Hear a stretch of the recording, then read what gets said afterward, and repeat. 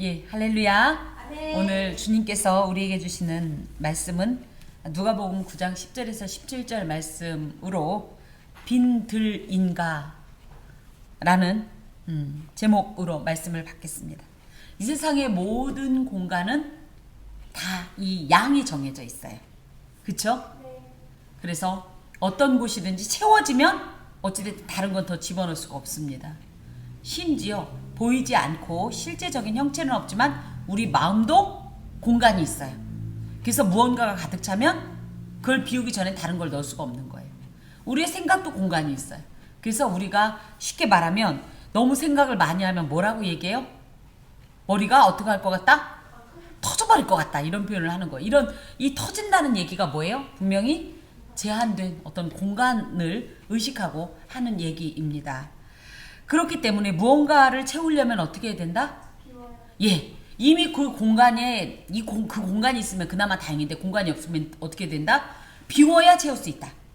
그렇지 않습니까? 그렇죠? 예. 우리가 오늘 하나님의 이 역사 앞에서 이 원리를 가지고 한번 말씀을 받을 때 하나님께서 귀한 울림을 주시기를 간절히 소망합니다. 예, 아주 잘 알고 있는 말씀이고요. 심지어 이거는 우리뿐 아니라 예수님 안 믿는 사람들도 물고기 2마리와 보리떡 5개로 무어했다. 이런 이 비유를 많이 쓰는 내용입니다. 자, 봅시다. 사도들이 돌아와 자기들이 행한 모든 것을 예수께 여쭈니, 사도들이 어디에서 돌아왔어요? 예, 파송 받았었죠. 1절, 2절에 보면 그죠? 무슨 일을 하라고? 하나님의 나라를 전파하며 앓는 자를 고치게 하려고 하나님이신 예수 그리스도께로부터 파송을 받았어요. 그러면서 무엇을 주셨었어요? 1절에 모든 귀신을 제어하며 병을 고치는 능력과 권위를 주셨어요. 그래서 이걸 가지고 이들이 어떻게 했어요? 나가서 어떤 일을 했죠? 하나님 나라를 전파요. 예, 6절에 보면 각 마을에 두루 다니며 곳곳에 복음을 전하며 병을 고치는 이런 역사를 자신들의 능력이 아니라 1절에 다시 한번 확인하는 모든 귀신을 제어하며 병을 고치는 신적 능력과 권위를 가지고 이 일을 행했습니다. 그리고 나서 이제 이 일을 하고 나서 이제 예수께 돌아오니까 당연히 선교 보고가 있어야 되겠죠. 그래서 보냄을 받은 이 사도들이 자신들이 주의 이름으로 행했던 모든 일에 대해서 처음부터 끝까지 자세하게 예수님께 말씀을 드렸다는 거예요. 왜 말씀을 드렸냐 할 때 이 속에는 물론 잘했습니다 이런 뜻도 있죠. 그래서 자신들에게 맡겨진 임무를 얼마나 열심히 잘 수행했는지 완수했는지를 보고하면서 더하여서 우리가 하나님의 어떤 일을 하고 나면 어떤 마음이 들어요? 뿌듯하지 않나요? 네. 그리고 막 잘했다고 하나님께서 칭찬해 주셨으면 좋겠죠. 네. 우리 집사님 아무도 없는 이곳에 와가지고 누가 챙기라고 한 적도 없고 시킨 적도 없지만 이 주의 성전을 사랑하는 마음으로 나무들에게 물 주고 나면 스스로 얼마나 뿌듯해요. 근데 그걸 갖다가 누구한테 얘기할 수 없죠. 그럴 때 하나님께 말씀드릴 수 있죠.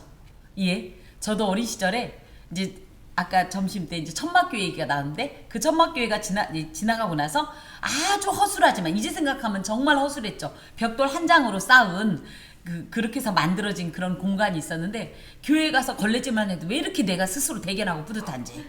근데 그걸 누구한테? 하나님께는 말씀드릴 수 있잖아요. 하나님 나 이거 했어요. 근데 누구한테 다른 사람한테 얘기하면 뭐가 돼요? 자랑이 되고 또 교만했다고 그럴까봐 말은 못하지만 그런 마음입니다. 그래서 제자들도 주님께서 맡기신 이 사명을 이 온전히 감당한 자의 특별한 기쁨을 막 만끽하면서 그것 때문에 흥분해서 이야기한 거예요. 그러면서 그 말 속에 이런 게 있었겠죠. 정말로 제가 갔더니 귀신이 비명 지르면서 도망 나가더라고요. 이 내용에는 없지만 예, 마태복음엔 그런 내용들도 나오는데 그리스도라고 할 것이고 또 뭐예요? 정말로 난 의사도 아니고 의학을 배운 적도 없는데 아니 그냥 예수의 이름으로 손을 넣고 기도했을 뿐인데 병이 나았어요. 이런 이야기들을 예수님께 막 했을 거라는 거죠. 이 장면을 우리가 어디까지 생각할 수 있냐? 주님 만난 그날에 말이에요. 주님 만난 그날에. 우리 애기 여기서 뭐 했어? 예를 들어. 그죠? 주님께서 우리 애기 뭐 하고 왔어? 그러면 글쎄요. 가 아니라 사실은요, 하나님은 보셨죠. 사람들은 모르지만 하나님 보죠. 제가요, 주의 성전을 사랑해가지고 주님을 사랑하는 마음으로 나무에 물 줬잖아요. 그죠? 요 장면을 연상할 수 있다는 거예요. 그래서 우리가 주님께서 이 땅 가운데 살아가는 이 시간 동안에 맡기신 이 사명을 완수한 자가 누리는 그 특별한 기쁨을 만끽할 수 있었으면 좋겠습니다. 아멘. 그러려면 어떻게 해야 돼요? 열심히 주께서 맡기신 사명을 감당하는 거예요. 아멘. 그러면 하나님만 뭐 좋은 일 있고 나는 아무런 뭐가 없는 게 아니라 놀랍게도 그러면서 발견하는 신령한 기쁨들이 있습니다. 그 기쁨을 맛본 자만 알 수 있어요. 우리 모두 그런 기쁨을 맛보아 아는 자가 되기를 주님의 이름으로 간절히 소망합니다. 예, 그러면서 자 이제 그랬더니 예수님께서 이들을 데리시고 이제 이 보고를 받으신 뒤에 이들을 데리시고 어디로 가시냐면 따로 베세다라는 곳으로 떠나가셨어요. 지금 지명이 계속 나오는데요. 갈릴리 이 호수 인근에서 일어났던 일이에요. 요게 이제 갈릴리 지역이에요. 갈릴리 호수예요.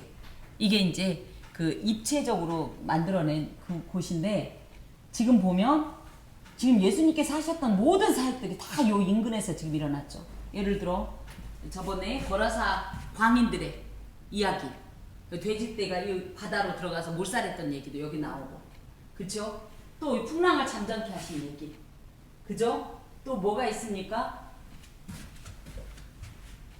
여기 12사도 세운 거 산상수훈 다 여기죠? 바다 위를 걸으신 분 어차피 여기가 이제 베세다예요.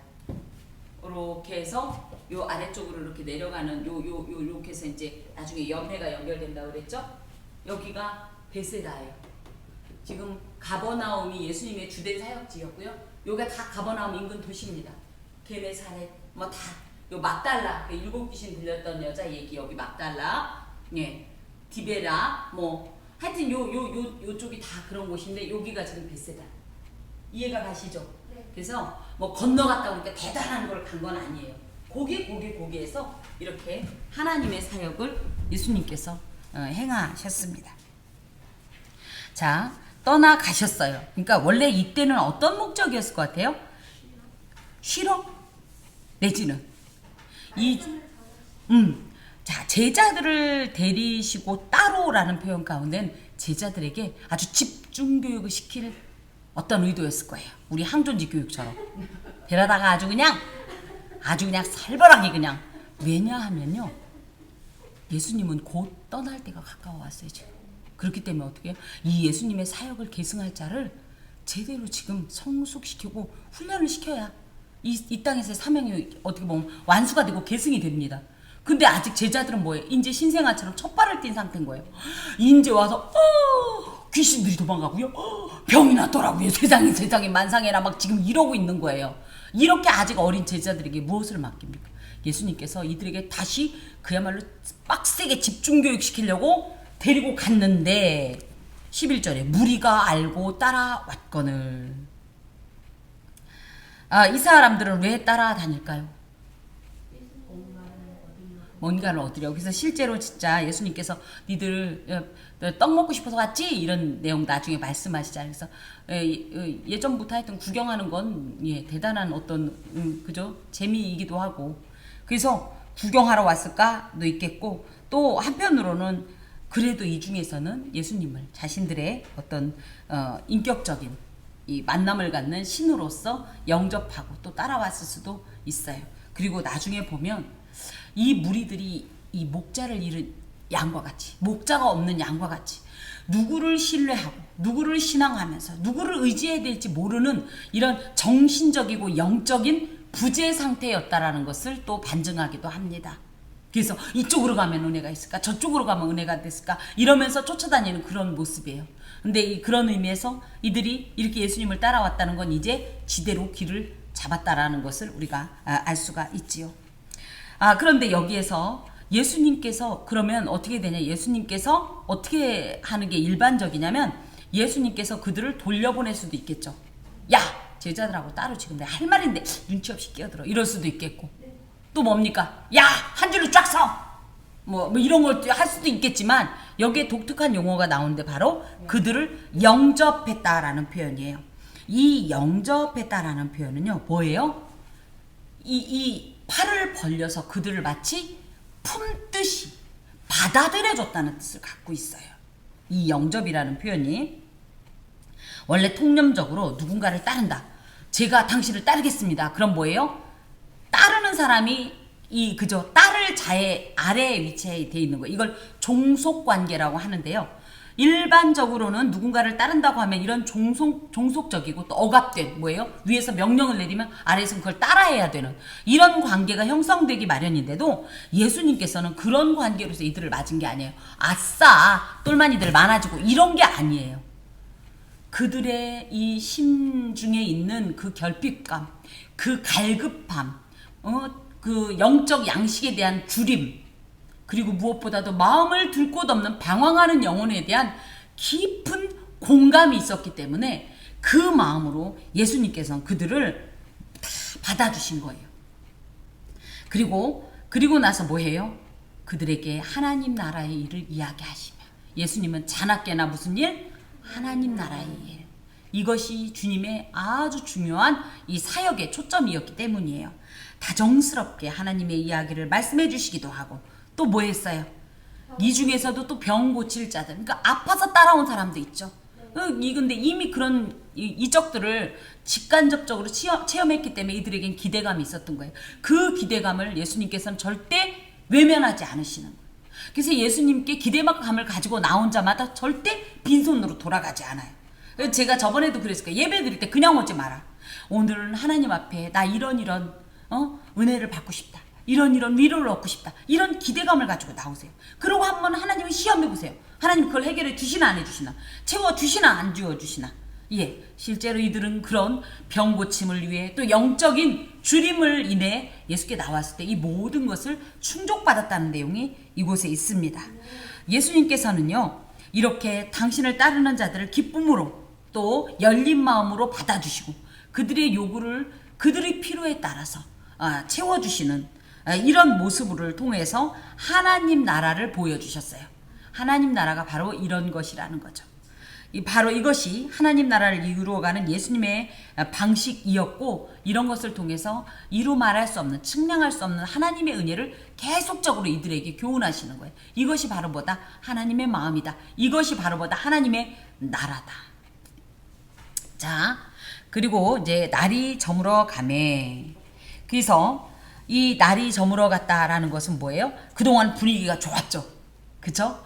예수님께 갔더니 하나님 나라의 일도 이야기해 주시고, 또 뭡니까? 병도 고쳐주시고, 그래서 마치 이렇게 하나님과 대화도 할 수 있고, 또 외적인 질병뿐 아니라 인간 내면 깊은 속에 있는 여러 문제까지 해결해 주시면서 이처럼 하나님 나라를 전파하던 이런 분위기가 싹 반전이 되는데, 그게 어떤 말로 딱 우리가 예측을 할 수 있냐면 날이 저물어 갔다. 하루가 끝나갔다. 자, 그래서 날이 저물어 가니까 보통 무슨 일 하다가 날 저무면 어디로 가죠?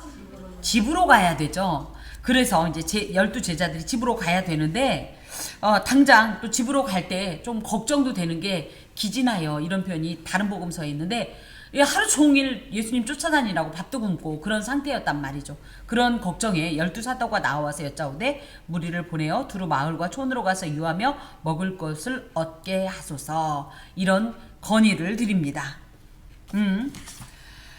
제자들이 생각할 때는 어떤 방법이 좋았냐? 두루 마을과 촌으로 가서 유하며 먹을 것을 얻게 하는 것이 최상의 방법이었어요. 이것은 인간적인 생각입니다. 특별히 마을과 촌은 그간의 예수와 예수님의 제자들이 하나님 나라를 선포하기 위해 사용했던 사역의 거점들로서 이곳에 가면 인간적으로 뭐가 나온다? 먹을 것이 나온다라는 기대가 있죠. 실제로 그들에게는 나그네 이 환대 문화가 있었기 때문에 절대 거절하지는 않았을 거다라는 기대감이 있습니다.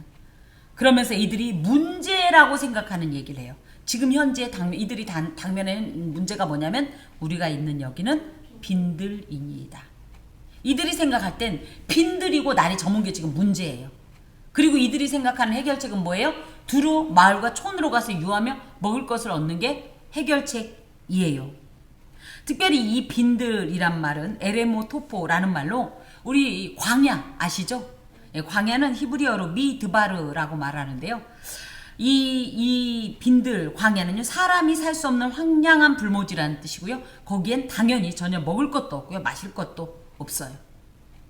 그런데 이제 그렇기 때문에 자기들 딴에는 지혜롭게 말한 것을 예수님 뭐라고 하시냐면 13절에 보니까 너희가 먹을 것을 주라 이렇게 말씀하셔요.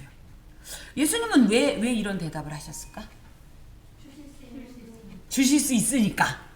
야, 예, 이게 예수님을 진짜 신앙하는 마음이에요. 이것이 그들에게만 적용하지 마세요. 우리에게도 적용합시다. 우리 빈들입니다. 그죠?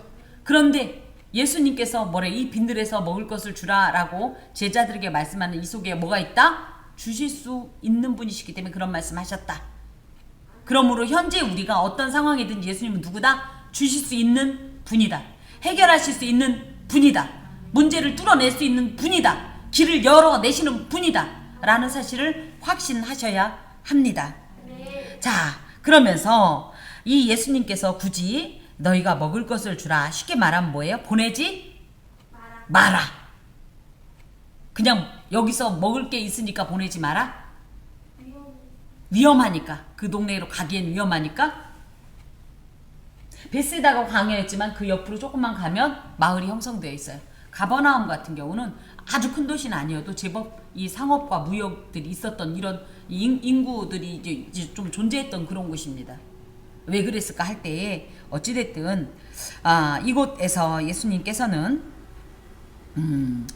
아직은 흩어질 때가 아니다. 어차피 이들이 예수님께서 제자들을 따로 데리고 가셨지만 이들이 따라온 이상은 뭐다? 반드시 실제적으로 얻어가야 할 것을 얻어가야 하고 받을 훈련을 받고 돌아가야 한다는 의미를 여기에 내포하고 있습니다. 그래서 아직은 이들이 흩어질 때가 아니라 하나님의 말씀과 능력으로 양육받아야 할 때다. 그런데 그곳이 어디다? 빈들이다. 그래서 성경에서 빈들은 우리는 인간적으로 생각할 때 사람이 전혀 살 수 없는 그런 황량한 불모지에 불과하지만 성경은요 예수님 자신도 그렇고 세례 요한도 그렇고 구약의 수많은 선지자들도 처음에 사역을 시작할 땐 어디서부터 시작이 돼요? 광야에서. 혹은 위기에 처했을 때도 결국은 어디 가서 새 힘을 얻어요? 광야에서. 광야가 바로 그런 곳이라는 이런 암시가 이 안에 있습니다. 그래서 이들이 이 광야로부터 다시 한번 하나님 나라를 시작하게 하기 위한 중요한 훈련지이기도 하고 시작점이다라는 것을 이 안에 내포하고 있어요. 이 말씀 속에는 그래서 하나님 나라를 향하여 나가다가 현실의 문제에 봉착하게 되면 어떻게 되죠? 우리는 원래 이 방향이 맞는데 어떻게 해요? 뒤돌아서서 다른 방향을 찾거나 다른 어떤 방식을 찾으려고 하는데 그러지 말라라는 거예요. 그저 향해 나아가라는 거예요. 그곳이 설령 빈들이라 할지라도. 더하여서 특별히 사도들, 제자들, 예수님도 그러하셨듯이 제자들은 자신의 사역을 이렇게 감당할 때 만약에 현실의 문제에 봉착한 백성들이 있다면 그 문제를 외면하지 말고 어떻게 해라? 그 문제에 대해서 최선의 목회적 책임을 져줘라.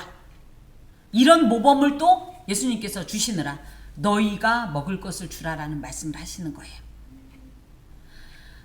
이전의 이 제자들의 지금 이전에 어떤 일이 있었어요? 아무것도 가져가지 말라. 심지어는 여행자들의 필수 품목인 지팡이, 배낭, 양식, 돈 두버럭도 가지지 말라. 근데 이들이 굶지 않았다. 그리고 돌아왔다. 이 원리를 기억했어야 되는데 이런 이전에 이런 자신의 체험을 잊어먹은 거예요. 그래놓고 현실에 보이는 문제만 갖고 전전긍긍할 때에 예수님께서 예전에 그러지 않았는가? 그러면서 그것을 기억해라. 더하여서 만약에 어떤 현실적인 문제로 인하여서 이렇게 당신의 목양 대상들이 이런 어려움을 겪었을 때는 누가 결국 먹을 것을 줘야 된다? 당신들이 줘야 된다. 이 말씀을 하시는 거예요. 그래서 책임을 지는 그런 마음으로.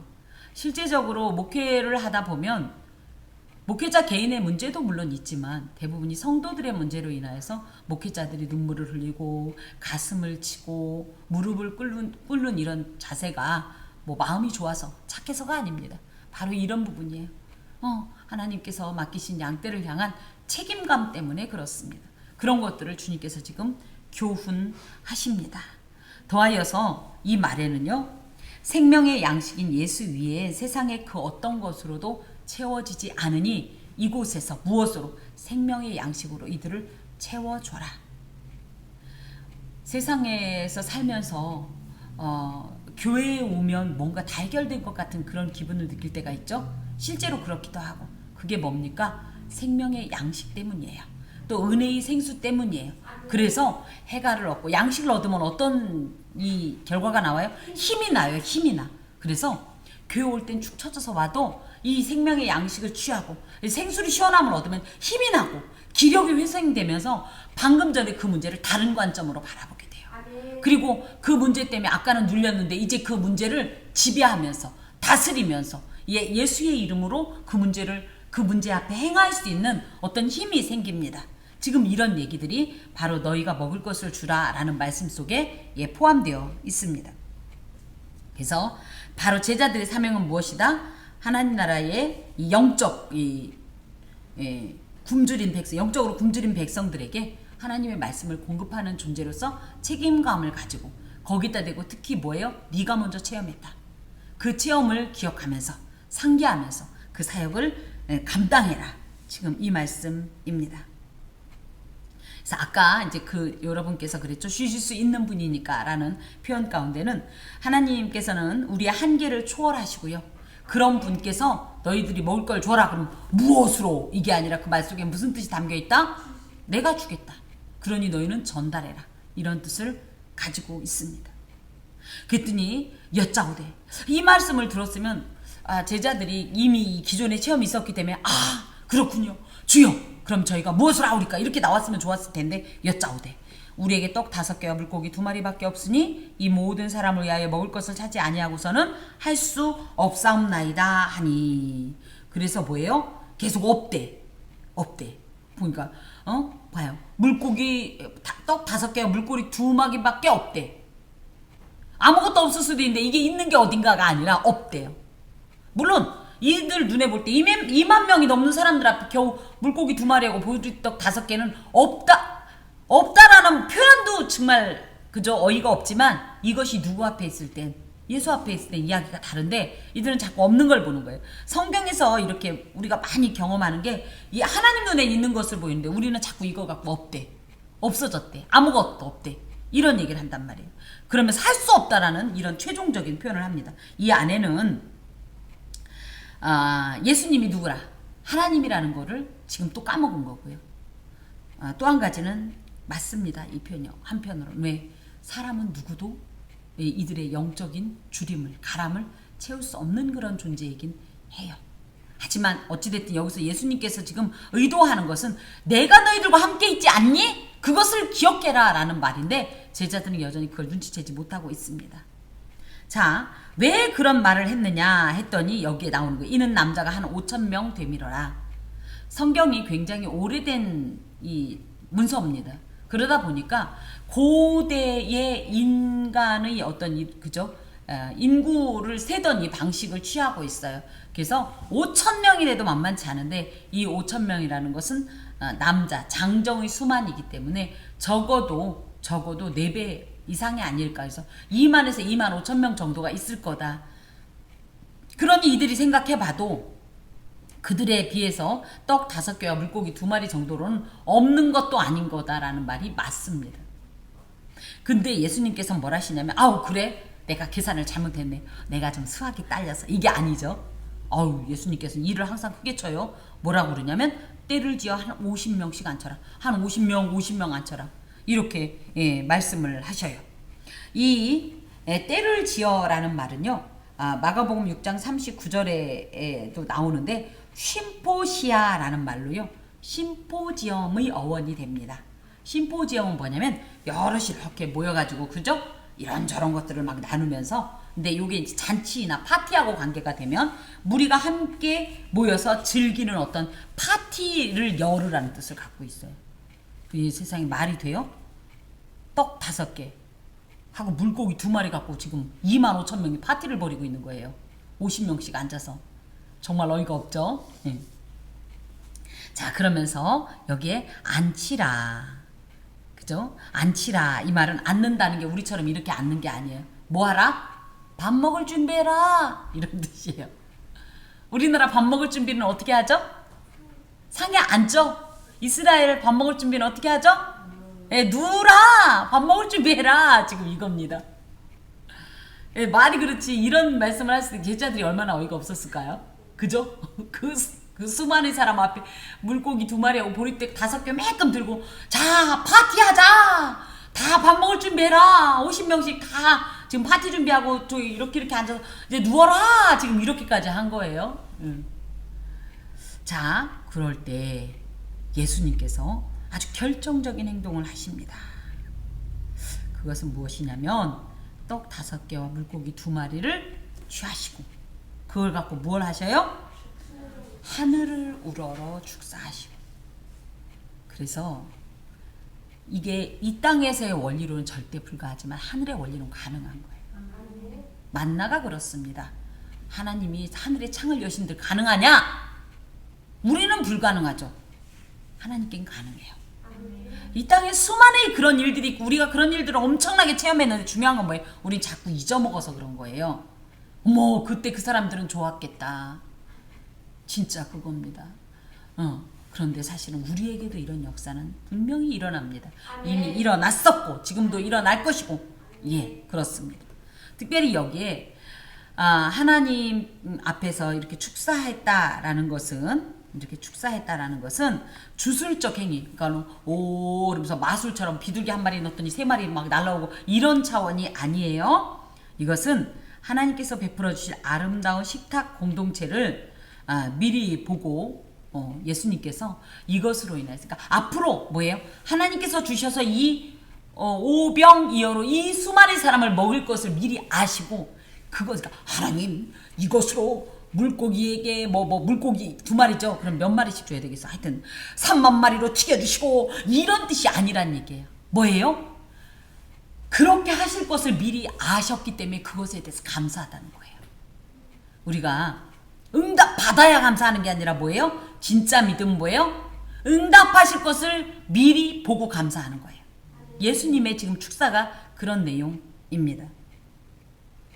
특별히 여기에 제자들이 이렇게 이 수많은 사람들을 다 앉혔다는 뜻 가운데는 이들이 한 식구라는 뜻을 갖고 있어요. 식구다 이게 뭐예요? 같이 밥 먹는 사람들이란 뜻이에요. 같이 밥 먹는 사람은 누가 같이 밥 먹는 사람이에요? 또 그렇게 되는 거예요. 그죠? 그래서 이들이 뭐다? 각각 자기 집에서 온 것 같지만 하나님 나라의 한 가족이라는 뜻을 갖고 있어요. 그리고 하나님 나라의 한 가족 공동체가 아름다운 식탁 교제를 나눈다는 것이 이 안에 예표되어 있습니다. 이것이 이 땅에서는 아직은 우리가 실현되지 않았지만 반드시 우리가 주님 앞에 간 그날에 이 장면을 그곳에서 진정 완전하고 풍성한 식탁을 맞이하게 될 거예요. 그래서 하나님께서 주시는 생명의 양식을 받아 누리게 될 겁니다. 전 어린 시절에 이 찬양을 엄청 좋아했어요. 들어보셨는지 모르겠어요. 제가 어린 시절에 불렀던 이 곡 중에 부흥회 때 꼭 이걸 불렀어요. 화려하고 무궁한 저 좋은 청당 천하사람 다 못 가도 우리는 가서 우리 주님 천만선도 같이 앉아서 이 세상의 격려사를 이야기할 때에 사랑하는 내 딸들아 고생들 했지 막 이래가면서 막 생명실계 따주고 막 이런 내용 할 때 저는 막 제발 그 어린 마음에 11~12살밖에 되면 제발 그날이 빨리 왔으면 가서 그거 좀 먹었으면 하겠는데 참 의미가 있는 내용이에요.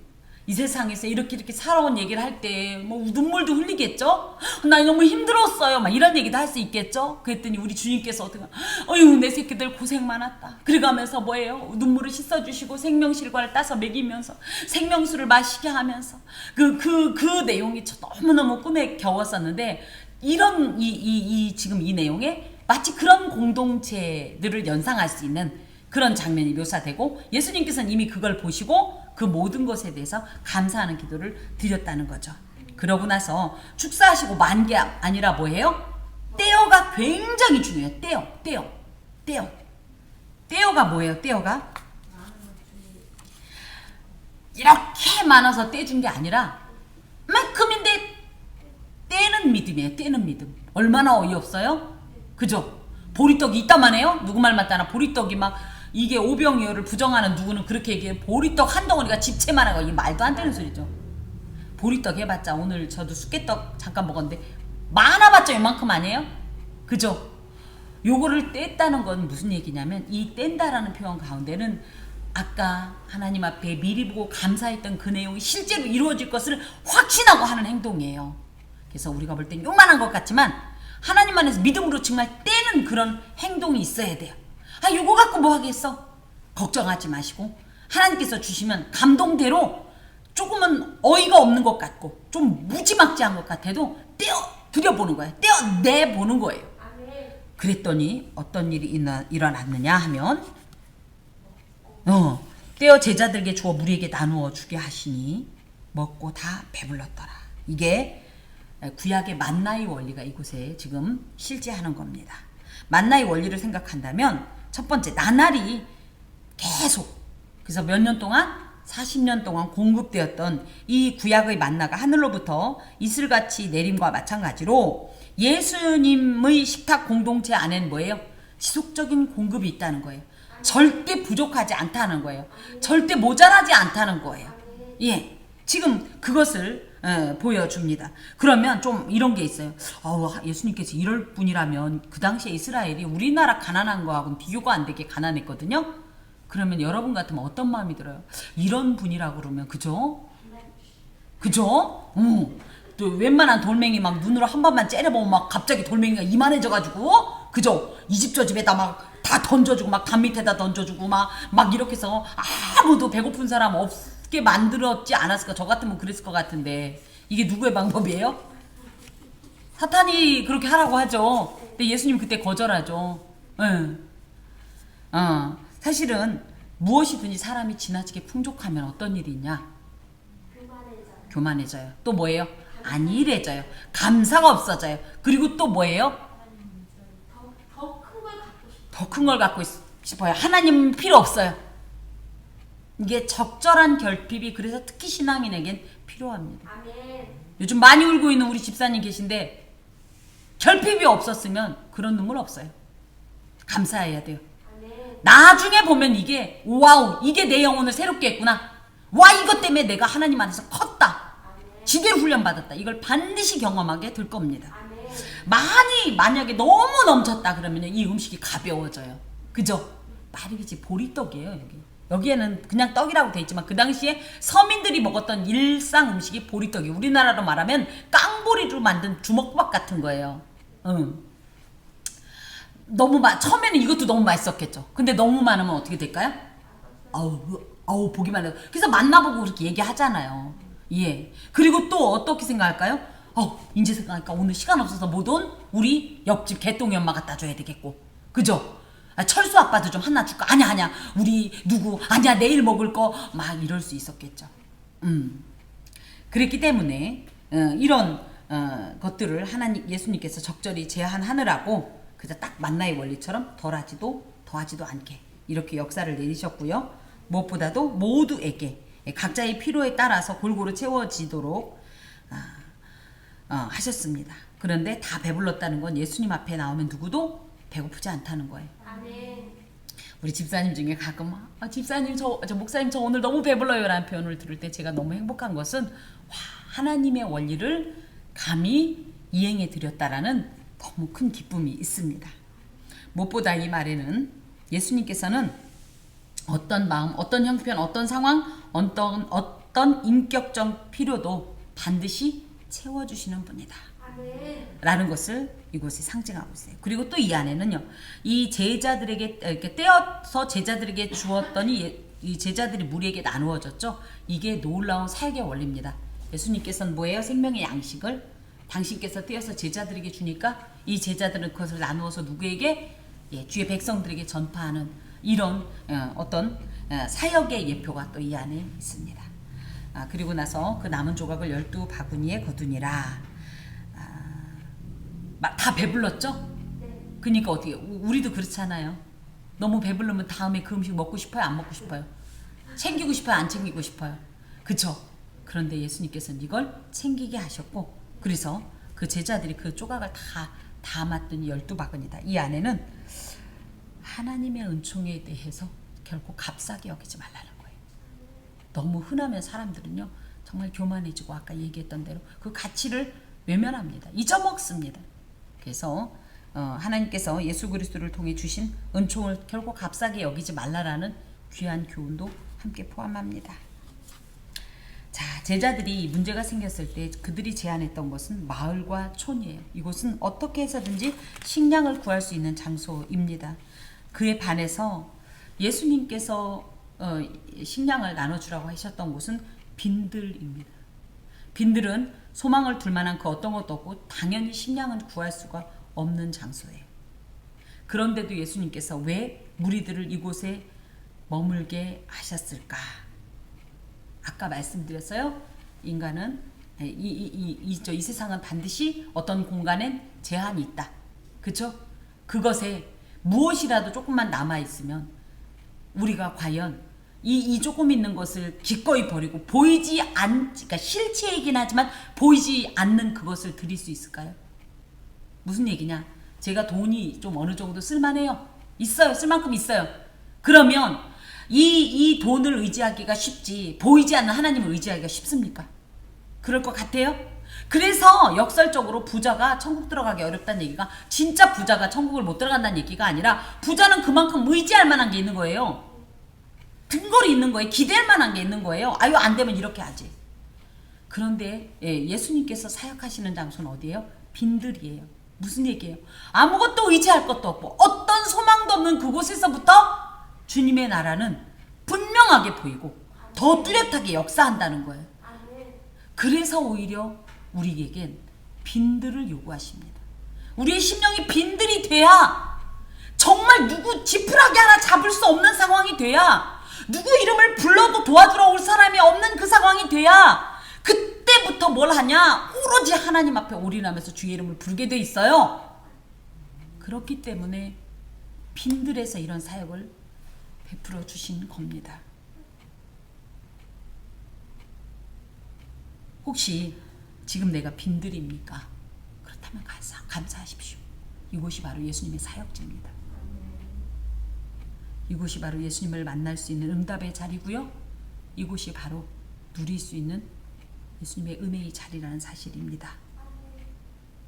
완전히 비우는 것이, 완전히 빼앗기는 것이 절대 영적으론 아픔이 아닙니다. 비극이 아닙니다. 절망이 아닙니다. 이때부터 비로소 신령한 것으로 더욱 유익하고 복된 것으로 가치 있는 것으로 채워지기 시작하는 때입니다. 빈들이 됩시다. 빈들이 됩시다. 의지적으로라도 빈들이 됩시다. 흩어 구제하여도 더욱 풍족하게 되는 것이 하나님 나라 원리라고 생각할 때, 하나님께서 주신 이 말씀을 기억할 때 우리는 기꺼이 빈들이 되어야 합니다. 빈들에서 주님을 만나는 것이 진짜 믿음입니다. 기도하겠습니다. 주님 비워 주시옵소서. 아주 작은 그 보잘것없는 것 때문에 제가 그것에 매여서 주님의 자리를 내어드리지 못하는 어리석음을 용서하시고 차마 한 오라기도 없을지라도 이제부터 이때로부터 주님의 일하심을 바라보면서 빈들이 되게 하여 주시옵소서. 빈들인 것을 두려워하지 말게 하소서. 슬퍼하지 말게 하소서. 절망하지 말게 하소서. 이제 빈들이기에 주님을 참으로 만나게 하시고 주님의 역사를 참으로 체험하게 하여 주시옵소서. 예수 그리스도의 이름으로 기도하오며 주 예수 그리스도의 은혜와 하나님의 사랑과 성령의 교통하심이 은총을 입은 함께하는 교회의 모든 권속과 그 삶에, 특별히 코로나 질병으로 인하여서 고통하는 사랑하는 딸 박양숙 집사님의 삶 가운데 마음은 간절하나 함께 모이지 못하여 애타는 그 마음 가운데 영원토록 함께하옵시기를 간절히 축원하옵나이다. 아멘.